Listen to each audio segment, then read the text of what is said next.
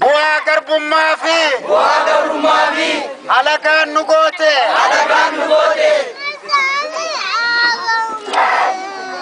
joonjofne dararamne gaddamne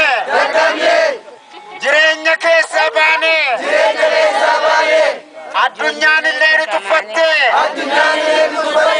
nu jalaa qabuu didde akka meeshaatti nutti fayyadamte ofirraatti habeennu dammaqne walirraa baranne wal jajjabeessine Oromiyaa keenyaan boonne Oromummaa keenyaan beekamne Galatooma mirgi